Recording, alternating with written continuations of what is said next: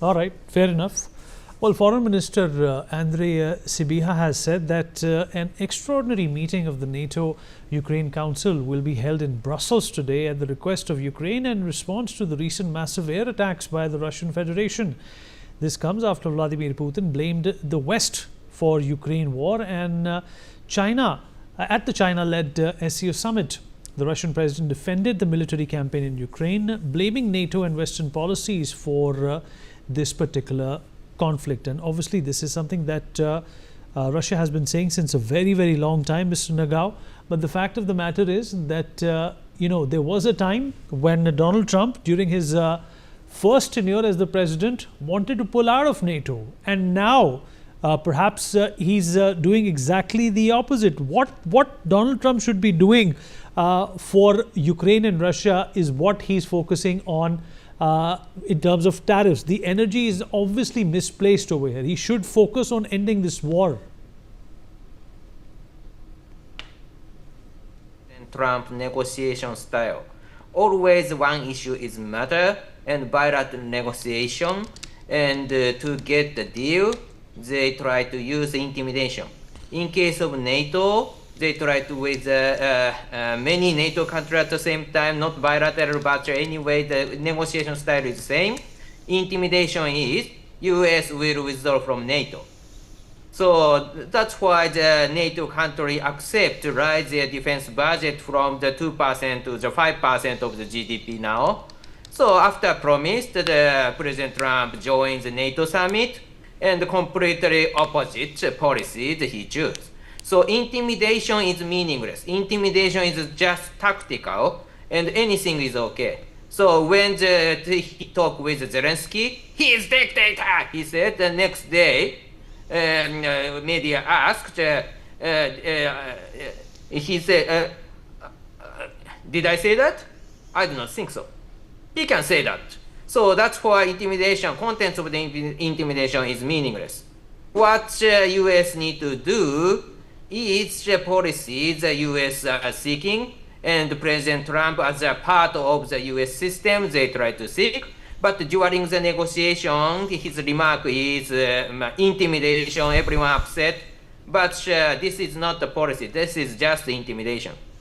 So what happened is US try to end their intervention in Europe. Europe should share more security burden, and instead of this, they try to relocate resources to the Indo-Pacific to deal with China in the future. But just now, he concentrates to solve the issue in Europe and Middle East. That is first priority, because without this, they cannot relocate their resources. So step by step, they are choosing the policy. So during that time, the postponing the tariff against China has happened. Certain level of the percent has already imposed, but anyway, the main one is postponed.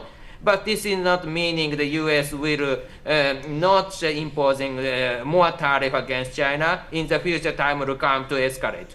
So this is his negotiation style. So now he focusing on Europe, but this is not meaning the Europe is a permanent issue for him. Well, permanent issue is China, I think.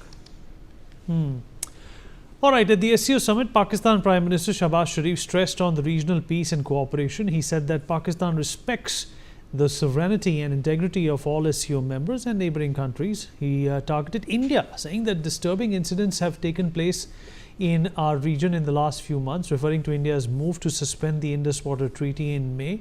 He said that all SCO members should respect bilateral treaties. He said that access to a fair share of water will strengthen the smooth functioning of the SCO.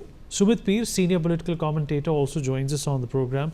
Sumit, what do you have to say to what Shahbaz Sharif said? He also, in fact, said that a lot of that has happened in the last few months in the subcontinent is owing to political compulsions. It has nothing to do with terror emanating out of Pakistan. Respects can go and hang himself or go to the biggest lake in China and jump in there, because these people are, Hindi mein kehte na, dharti pe boj. They are a cancer on planet Earth. They are a tumor. These people are useless. They are liability to the world. I mean, forget Shahbaz. Vineet, what does Pakistan contribute to the world? I mean, I've been saying this question for years now. What does Pakistan contribute to the world?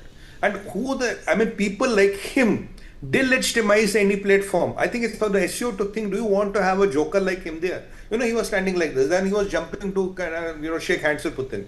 Then today morning, Xi Jinping, Modi ji ignored him. Yesterday, Xi Jinping ignored him. Now, you can't have a perennial liability there. And if you look at Kazakhstan, if you look at any of the country which is there, all have contribution to the world's economy. This is a country which lives on your alums. Everywhere they want a loan, everywhere they want a favor, everywhere they want money to loot and plunder. What was he doing there? He was trying to get Xi Jinping to agree to CPEC Part 2. He was trying to get him to give him more money so that more money could be looted and plundered in Pakistan. At the end of the day, Vineet, you, me or anybody have to make a living. How does Pakistan make a living? And go and do hell with your jihadis. What do? They might be strategic assets for you, but what Shahbaz was really rattled, he saw, look, Xi Jinping ignored him. And kind of Modi ji kind of ignored him, Putin ignored him, of course. Then once you have Russia, India and China coming together, they don't need Pakistan. China doesn't need to keep this pit bull named Pakistan. Why do we need him? And with America, the things have changed. Just before, if you look today, we need carefully, just before Modi ji's bilateral with Putin, there's a tweet from American embassy wherein Marco Rubio is saying that this is the defining relation of the century, India and America. You see that tremors are being felt. And Marco Rubio saying this, and you have this Peter Navarro, who is literally talking crap, who has lost all his head. And then, now in such a scenario, when Marco Rubio is kind of saying you're our best friends, right? Why do you need Pakistan? The problem today with Trump did a disaster where he called this failed field marshal to the parliament. If you look at today, China is not happy with the failed field marshal because all PL-15s and the Chinese jets were lost because of Pakistan. American weapons got decimated because of Pakistan.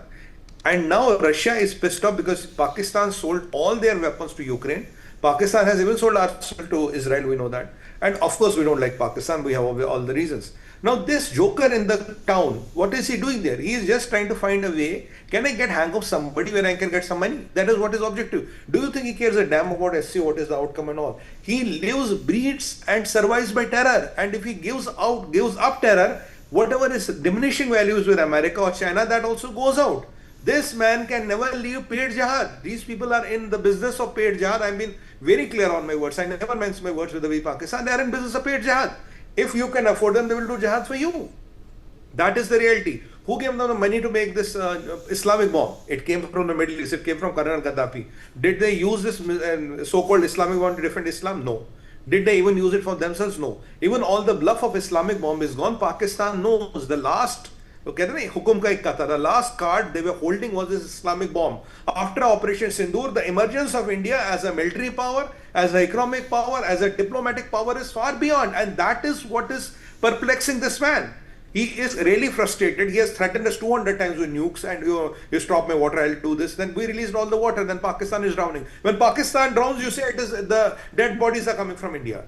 It is a country wherein they blasted a road, They blasted a road so that the water doesn't go into the army cantonment. So they let the water go into the farms. They let the water go into the villages. They drowned their villages down because they wanted the army guys, the lawns should have those roses and petals should be perfectly manicured. So if a farmer and his farm sinks in the flood water, it's okay. And now Pakistan even blamed us for the flood. Do you think I or you and me went up and did a cloud blast? No.